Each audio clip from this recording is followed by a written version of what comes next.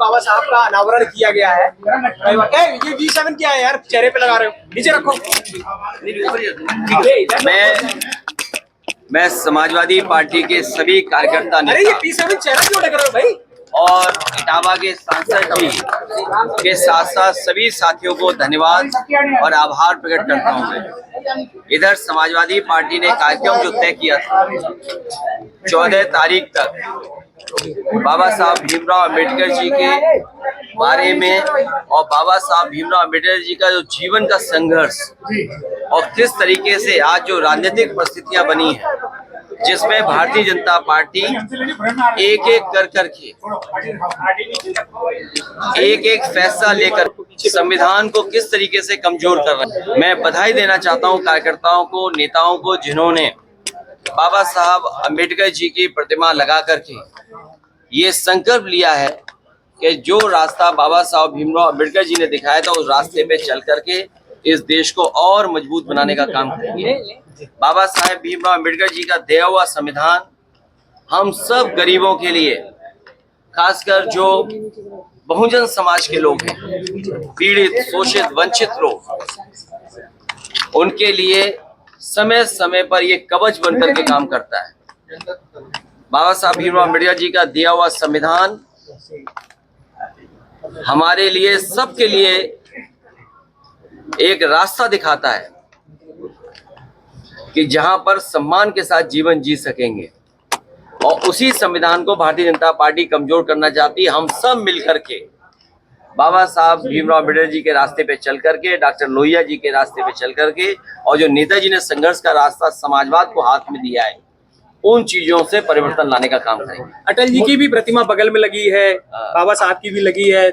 मुझे उम्मीद है कि बाबा साहब भीमराव अंबेडकर जी और प्रधानमंत्री अटल बिहारी वाजपेयी की जो प्रतिमा बगल में है, भारतीय जनता पार्टी को कुछ सीखने को मिलेगा।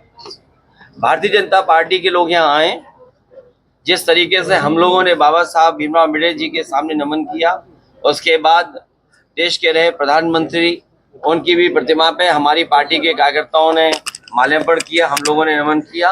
ये भारतीय जनता पार्टी के लिए सीख है कि संविधान सबके लिए बराबर है, और जितना भारतीय जनता पार्टी के लोग बाबा साहब के शरण में चले जाएंगे, उतना ही देश और मजबूत दिखाई देगा। जोड़ो अभियान शुरू कर रही है बीजेपी, 14 तारीख से दलित जोड़ो अभियान शुरू कर रही है गाँव-गाँव।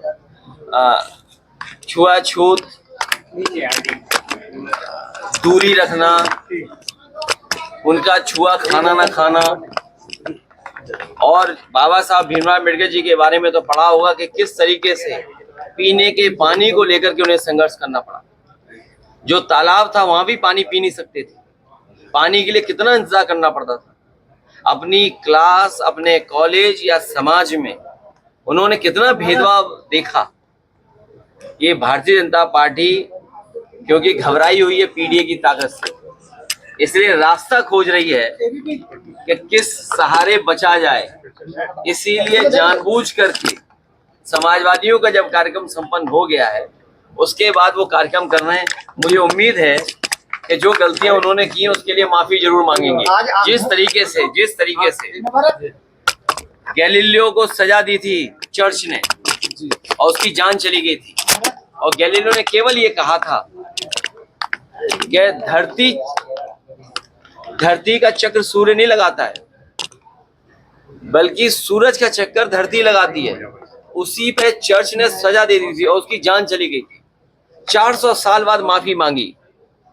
क्या भारतीय जनता पार्टी के लोग या उनसे प्रभावित लोग जो गलती की है उसकी माफी मांगेंगे कि नहीं मांगेंगे? मुझसे तो बात नहीं। चलिए कल वहाँ ये